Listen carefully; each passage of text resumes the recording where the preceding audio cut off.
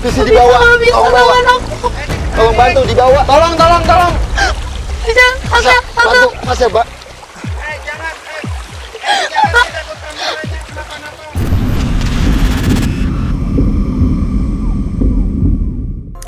Tak dapat dipungkiri, tak hanya menampakkan diri saja mitos keberadaan kakek Uncang yang kerap dibicarakan warga sekitar maupun penjaga villa kerap menimbulkan fenomena-fenomena gaib yang di luar nalar.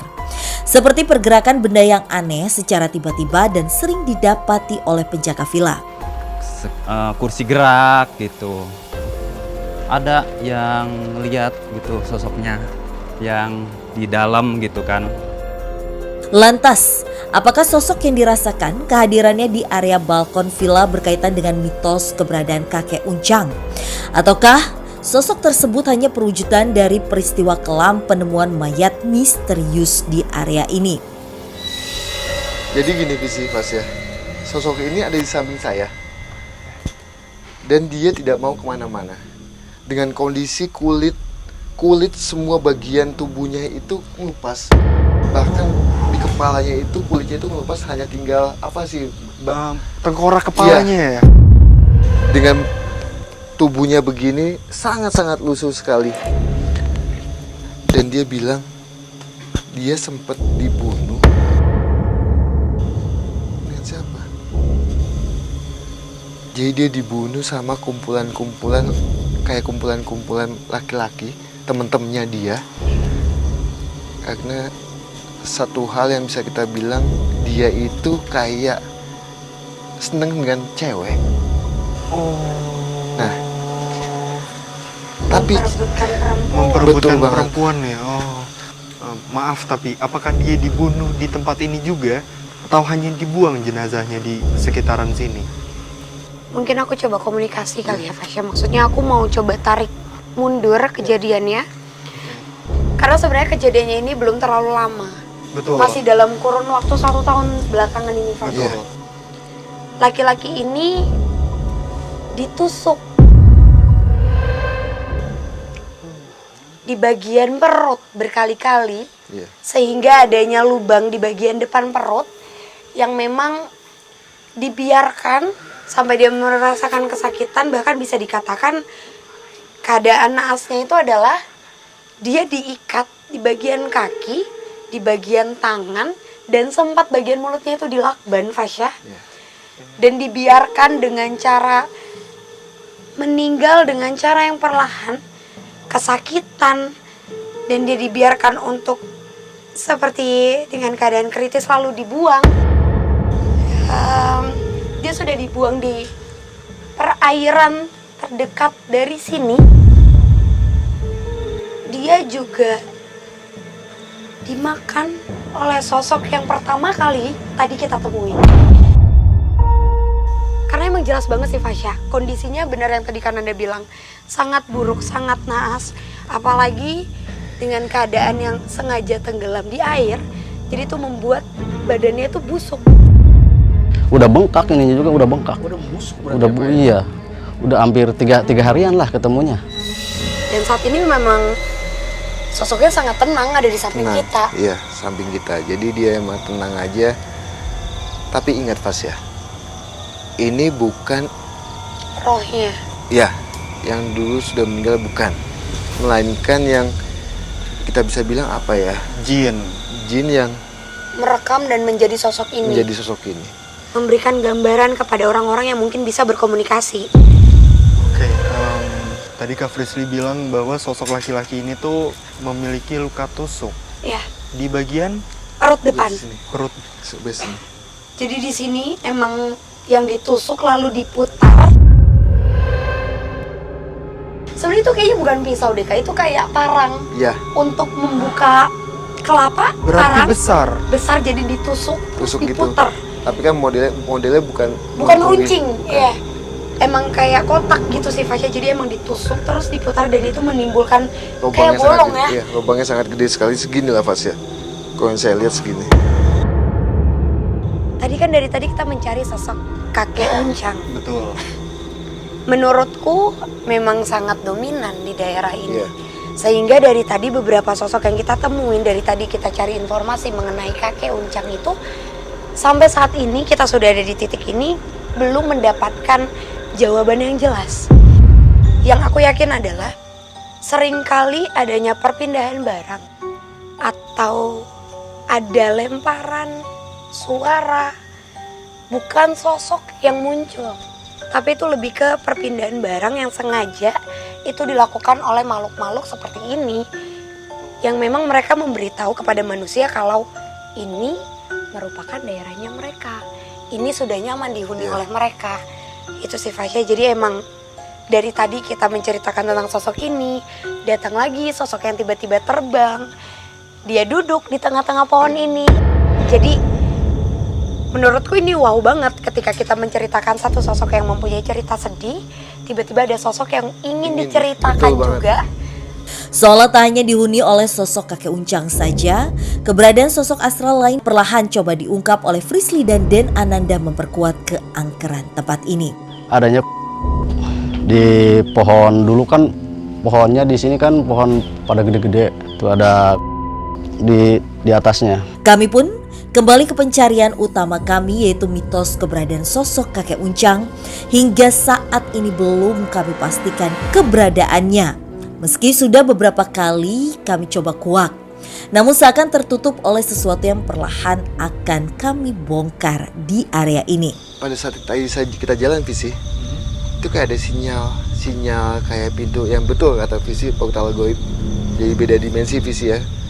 Itu sekilas saya melihat sosok kaki di dalam itu. Di dalam portal goib itu Dalam kan itu, Anda? tapi hanya sekilas, entah betul atau tidaknya saya masih belum bisa tahu. Ini suara gemuruh sih. Visi, Vasi kamu tunggu sini, aku akan ke bawah situ, akan coba untuk melihat di mana itu dimensi itu. Oke. Kananda. Kananda langsung lompat dan Kananda bilang kalau dia mendapatkan vision atau dia tahu lokasi si portal goib ini, di mana portal goib ini sepertinya ada kaitannya dengan si kakek Uncang ini. Tak ingin diambang kebingungan akan keberadaan sosok kakek Uncang yang dicari, Den Ananda mencoba membuka sebuah portal gaib yang dirasakan keberadaannya di area ini dengan bantuan Frisly. Namun seolah membenarkan hal tersebut berkaitan dengan keberadaan sosok kakek Uncang, terdapat sebuah mitos akan keberadaan sebuah tempat yang dulunya disebut sebagai Batu Merah dan dipercaya oleh warga sekitar memiliki energi magis yang kuat dan disinyalir menjadi sebuah pintu gaib. Ada di situ tuh namanya Batu Merah. Di situ kan tempat, katanya itu tempat para makhluk-makhluk gitu kan di situ. Katanya orang yang hilang itu dibawa ke batu itu, yang Pak Ucan itu. Lantas, apakah yang kami lakukan saat ini mampu menjadi solusi untuk menuntaskan penelusuran kami malam ini? Sekarang Kananda dan Kak Frisly sedang mencoba untuk berkomunikasi serta mencari portal goib itu di mana letaknya. Dan seketika ini auranya langsung berubah sih.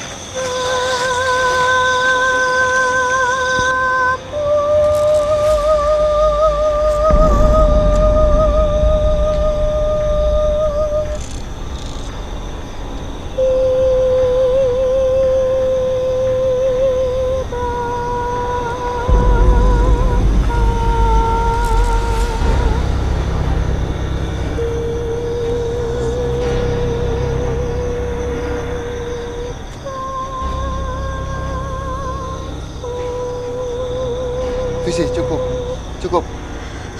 Sudah kebuka, ayo kita cepet-cepet dikasih waktu. Kananda pelan-pelan. Tak mengkhianati hasil, portal gaib yang coba dirasakan pun menunjukkan keberadaannya.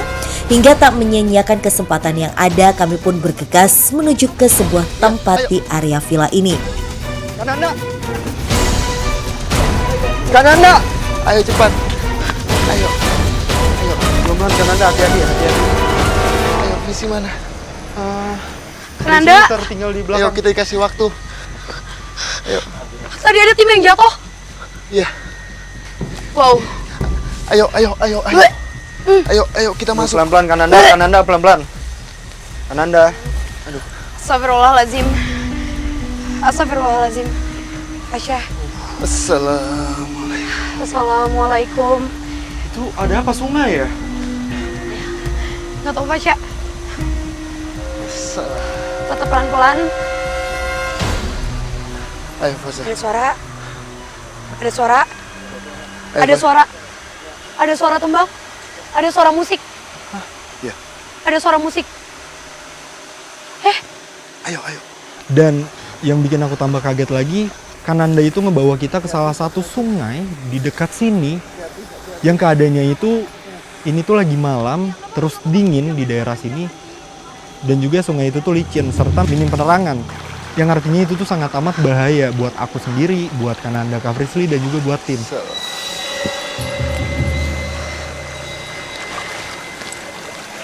Nggak apa-apa. Di sini Nggak apa-apa, pelan-pelan. Pelan-pelan. Fasya, mungkin kamu alami. Jadi kita ada di dimensi yang berbeda. Dan saat ini kita diizinkan untuk masuk ke dimensi dimana dari tadi tuh kita nyari sosok kakek Kakek Uncang. Dia ada di Ya, batu itu. Batu yang sebelah mana, Kananda? Itu batu yang gede itu. Oh, yang paling belakang itu? Iya. Dia ada di sana. Jadi gini. Aku minta satu tim, satu camp untuk ikut saya. Tak ingin membahayakan Fasya dan Frisly, dan Ananda mencoba mendekati sosok kakek Uncang yang berada di bebatuan sungai yang tak jauh dari posisi kami berdiri seorang diri. Ini auranya langsung berbeda, Kak Frisly.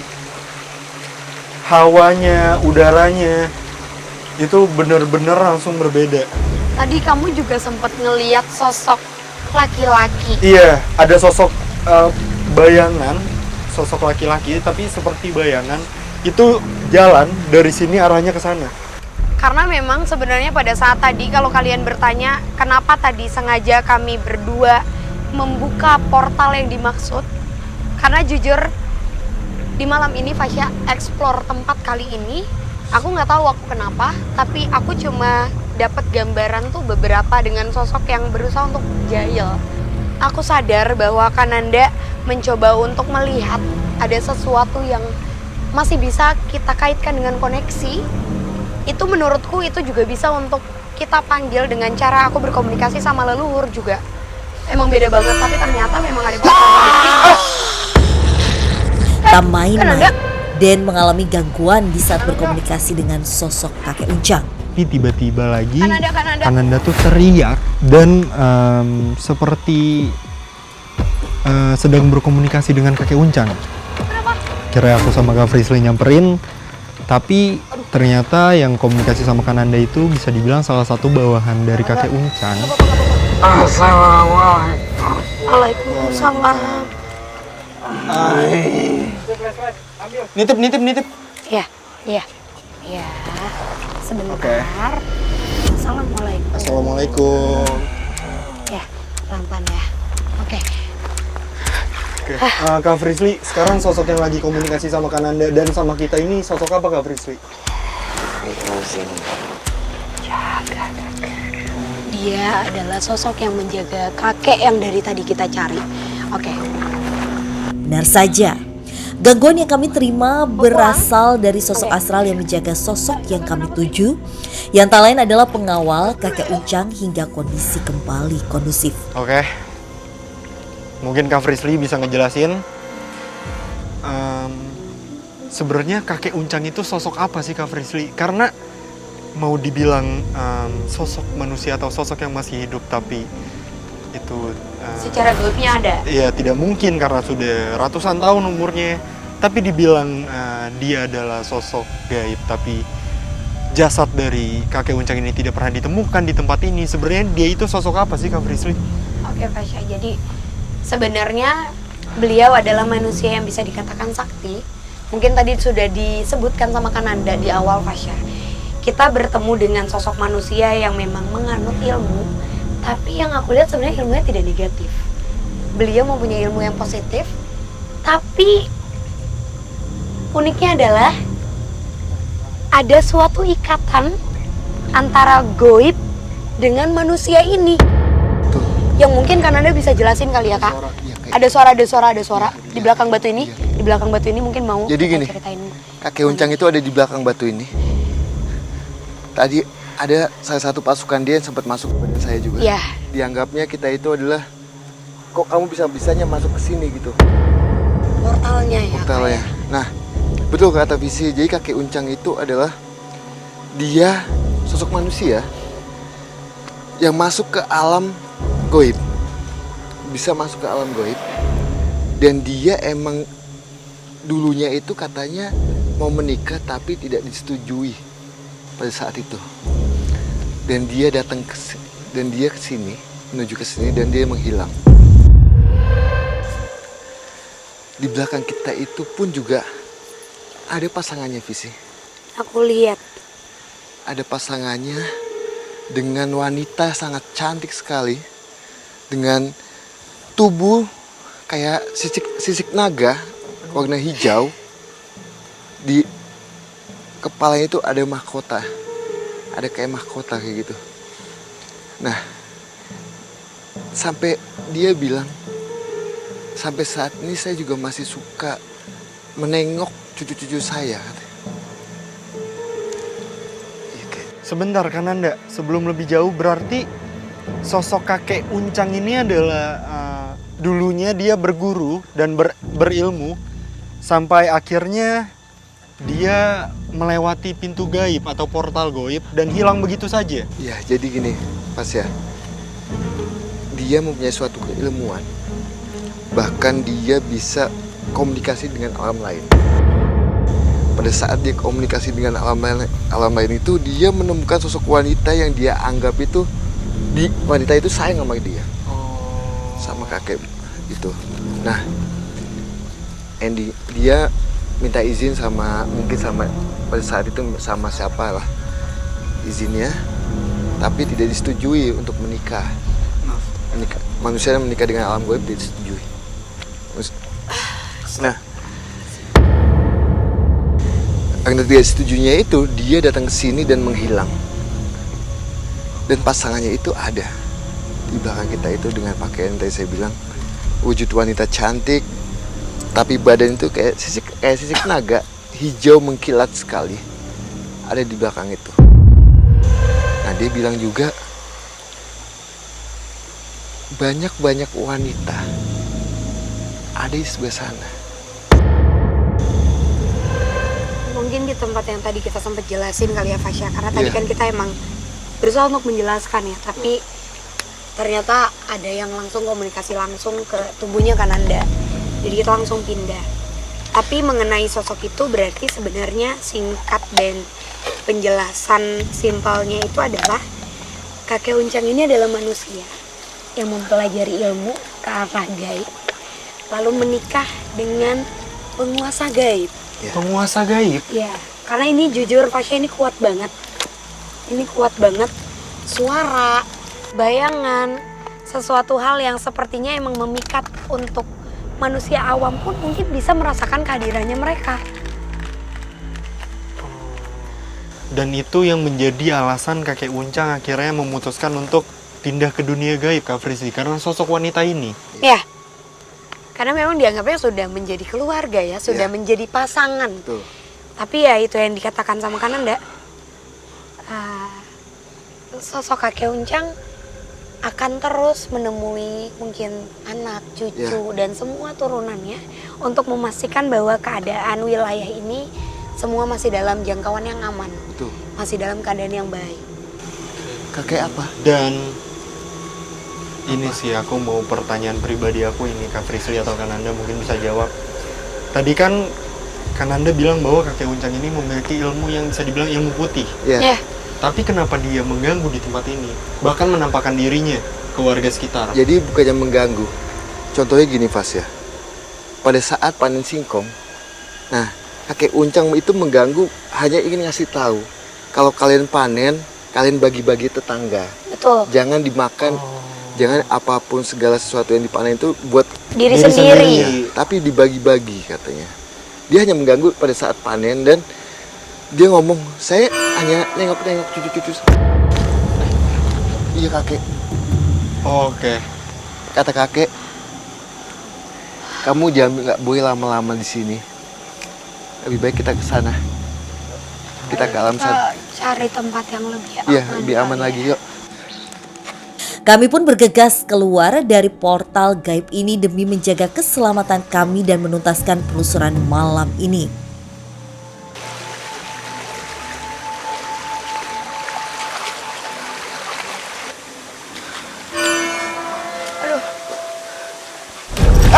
Seketika Frisly mendapat gangguan hingga berlari ke arah air terjun di sisi lain sungai. Lantas, apakah penelusuran kami berbuntut pada kondisi yang membahayakan serta apakah gangguan ini mampu kami netralisir? Bisa dibawa, tolong bantu dibawa. Tolong. Mas, bantu, Mas ya, Mbak.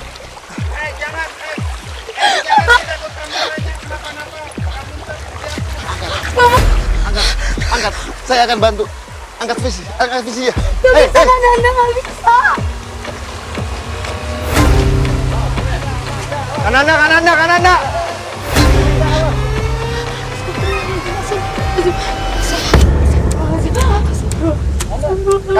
Kananda. Iya, aku pegangin. Astagfirullahaladzim. Aku nggak tahu kenapa atau penyebabnya apa, tapi Kak Frisly seperti tertarik mengarah. Enggak, itu tadi tangan aku tuh bener-bener dipegangin kayak nggak dibolehin dilepas terus. Di bawah rame banget. Dan sekarang Kananda sedang berkomunikasi dengan, aku nggak tahu ada sosok apa di bawah sana dan berapa banyak sosok. Cuma Kananda sudah berkomunikasi dengan sosok itu.